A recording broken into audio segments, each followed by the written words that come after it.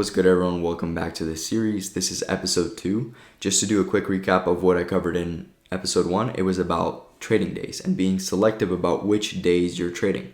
This is specifically reference to the red folder news events inside of Forex Factory and just knowing what kind of economic conditions are going on, right? If there's a bank holiday, you're probably going to be consolidating the days up until that bank holiday, up until the first red folder news of the week. So you want to be selective. And one of the examples that I used was that even the most profitable model will be a trash model if you're trading it during trash conditions, right? You cannot expect the market to do what you want when you're coming into a Monday before anything has happened yet, before any volatility has kicked in, before any banks even traded, right? A lot of new people, they're guaranteed that their model works every day, and they come in with this impatient mindset that they're going to be, profitable this week. They start off, the market opens, and they start trading right away, disregarding most of the rules that they even learned. But even if they follow it to the dot, right, but it's a Monday with no news, then volatility is going to be low, and you're likely not going to get your model either way. So yeah, let me look over some of the stuff that I wrote down. So I said they learned the model, right? These new people, you might be this new person, but never the reason behind why it actually works every day, or should I say how you're supposed to make it work, because at the end of the day it's in your hands, and it's not the problem of the model, but it's your problem. It's the problem of what you lack, which might be the experience to understand that you need to be more patient. You have to wait for the high probability days. Let's look at some of the other stuff I wrote. You hop into Monday, and guess what? It's one of the lowest probability days of the week. So I do get these screenshots that says, Marky, I don't know what to do. I blew my account today. And I look at what day it is. It's a Monday. Well, there's your issue, right? You need a little more patience. You need a little more experience, a little more knowledge, because maybe you didn't know. Maybe you weren't taught well. But yeah, let's hop into the charts. I want to show you guys an example of what you might be expecting and how can you be more selective about the actual trades within the day, right? So we did cover which days you should be trading, but let's say you come into the market after a nice red folder news event at 8:30 a.m. You're looking to trade silver bullet. We're going to be looking at NASDAQ for this because we're obviously looking at silver bullet, and NASDAQ is a USD based pair. So inside of Asia range, I just have this outlined. I'm not actually trading this right now. This is the current market. So let's say, I'm going to just use this as an example. Let's say this is a New York session, right? You're coming in. Well, I can also say why I wouldn't be looking for this right now. It's Asia session right now, okay? So for those of you that didn't understand that, NASDAQ is a USD-based pair, meaning that NASDAQ's based off the US dollar, the currency US dollar. So US dollar banks open during New York session, which is in the morning of EST, around 5 or 7 a.m. I think that's when New York opens. And when that opens, that's when the banks are trading, and there's volatility for all USD-based pairs. So since NASDAQ is a USD-based pair, why would it be moving during the Asia range, right? A Japanese and Chinese yen type of market, where the pairs that have JPY behind them are the ones that are moving. Okay, so now considering that this is a good condition to trade, let's say we came into the market right here, and we're expecting that this IFEG close above, right? It's about to be silver bullet. We're expecting 10 o'clock to close above. So you're bullish. You're coming into the market with a bullish narrative, and the next candle does this instead, meaning that it respected the fair value gap instead of closing above it. So in this case, you should be a little more patient and take a step back and reevaluate. Are you wrong? Is your bias wrong?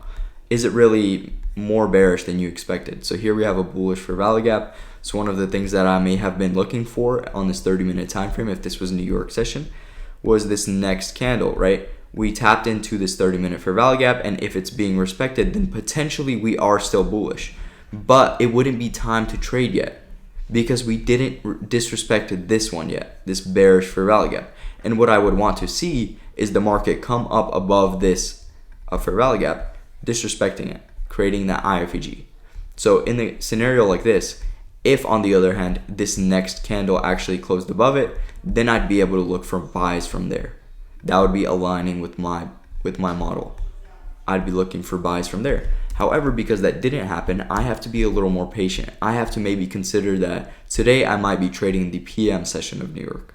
So where I'd wait a few more 30-minute candles. So this might be one 30-minute candle, two 30-minute candle, three 30-minute candles. And I'd have to wait an hour 30, and I'd potentially be trading later in the day to get the setup that I wanted. Because potentially my target might have been this high right here and some fair value gap up here. So that's an example, but let's actually hop into New York session and take a look at what we could be expecting. Okay, so taking a look at this New York session, I'm just going to make sure that you guys can see this well. There you go. So taking a look at this New York session, this is going to be, what is this, Monday. So we did get a lot of sell side, 8:30, which is usually when that news event is in the morning. And then you actually come into the market more towards like 10 o'clock. So 10 o'clock right here. So if you're bullish, as I was mentioning previously, like say we have this bullish narrative and we're looking for buy side, then in a scenario where this like everything up until 10 o'clock is bearish, I wouldn't be looking for a buy. However, once 10:30, 11, finally like gives me these two bullish moves, the bullish move isn't over, right? What I then look for is the next confluence that I could use. So inside of this trading day, this is another example of what I wouldn't look for. So obviously we have to start from a higher time frame. And right now, the kind of narrative that we are revolving around on NASDAQ is this weekly fair value gap. So I'm on the weekly time frame right now. So here we have a weekly fair value gap, weekly bullish fair value gap. Okay, so that's this green thing that is going to be on the screen once I lower down into the lower time frame. And you can already see that we tapped in. We even ran straight through it, but we pulled back, closed. The next weekly candle was incredibly bullish. And now we have another candle that pulled back into it. So technically, we're still bullish, right? We're inside of this higher time frame, like highest time frame confluence, not including the monthly. Like this is the one of the highest time frames that we can use, which is the weekly time frame. So I did lower the opacity just so we can see a little more clearly. But let's see inside of this New York session. I have to go a little bit lower for the indicator to pop up. So inside of this New York session, right, we pull into it, okay? So if we pull into it again after getting that insanely bullish move from it previously, then I'd be coming into this with a bullish narrative, right? I'd be looking for buys. And one of the things that would kind of show me that it's bullish is once that silver bullet starts, we start getting a bullish move on, right? We want to see a little bit more confluences. And the confluences that I identified right away when I looked at this are right here. So let's go to black because this is a bearish fair value gap. So for those of you who recognize fair value gaps, this would be that fair value gap. There you go, fair value gap formed. But while my rules for my strategy for silver bullet are 10 a.m., right, 10 to 11:10. That's usually the kind of the hour that we're looking for those scalps in. We likely didn't get that in this day.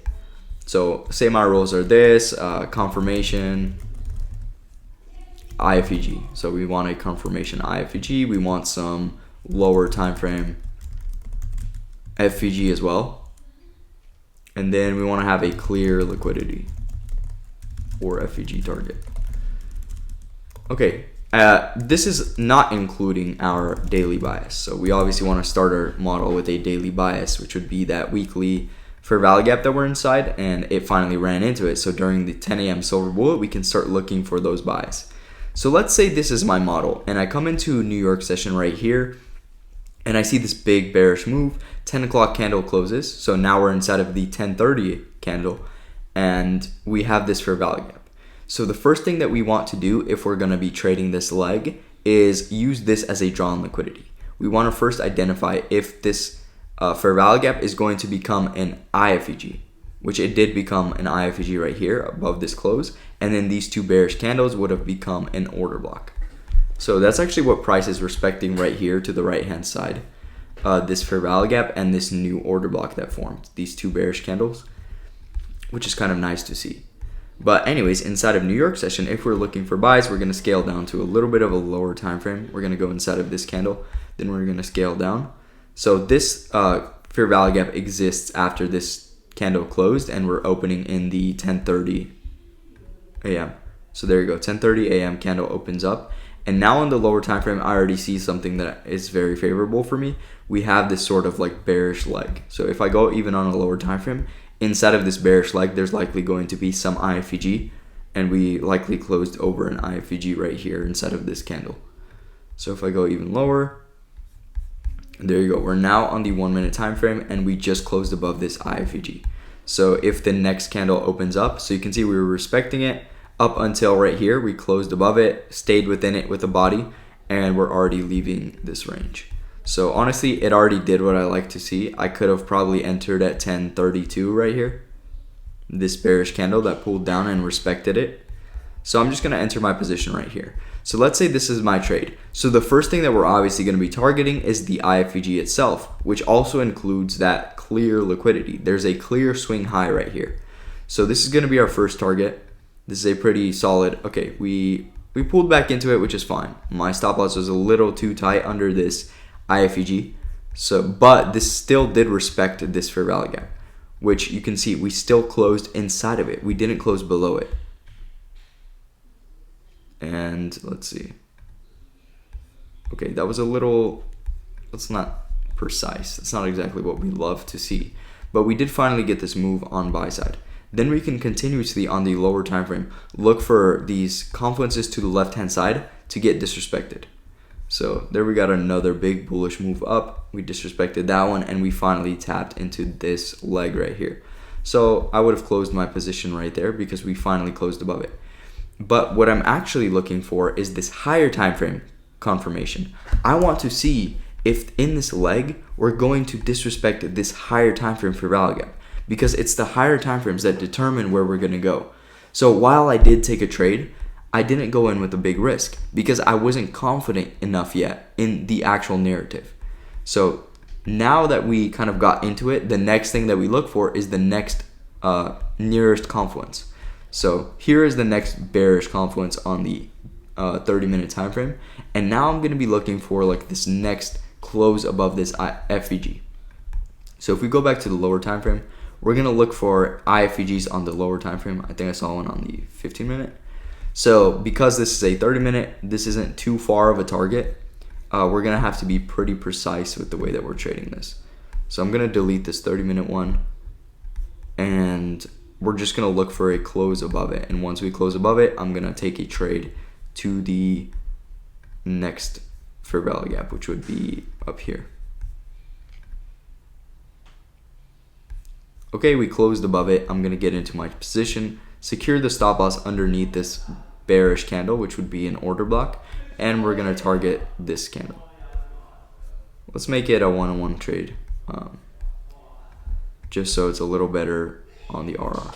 So there you go. So we got the close above the 15-minute fair value gap that made it a IFVG, and this was enough of a confluence for price to move higher. And that's how we got those two trades. So the first thing that we obviously looked for was a big bullish move up, right? You cannot trade the silver bullet expecting a bullish narrative if all of price action to the left was bearish, right? You cannot do that, because this is like the same thing as catching a falling knife. If you're looking for buys after a big bearish move like this, you want to wait for the knife to be picked up, or at least to fall to the ground, which would mean, okay, it fell to the ground, it's not going any lower. Then you could pick up the knife and, use it to cut your vegetables or whatever. So in this case, we needed that first move up. We needed the higher time frame confirmation, which was right here. We finally closed above a 15-minute fair value gap, creating a 15-minute IFVG, and then we were able to get into our position right there, targeting the next 30-minute one. Right? So that's kind of the basic. If you don't have that confirmation when your time starts, doesn't mean you got to rush into a trade. You can wait a little bit. This just means that the trade might happen a little bit later into the session. This doesn't mean that the trade's not going to happen at all. But that's kind of the basic overview of how I want you to be like narrating your mind when you're trading a session with a specific model that has these rules. You want to make sure that you're not limiting yourself to the time that the model says. Instead, let the price action tell you what time you're going to be getting into the trade, right? So even though I wanted to get in at 10 o'clock, I wasn't able to get the main trade up until 11:15, right? But then I still had this nice clear target right there. So I was still able to get my trade. I was still happy with what I did for the day. Yeah, so that's kind of the basic overview of episode number 2. The next thing that you're going to be focusing on is being selective about when you take your trades inside of the trading day, right? Just because it's a good red folder day doesn't mean you're going to get the trade or the model that you're looking for at the exact time with the exact confirmation that you need. So that's it for episode 2. Thanks for watching.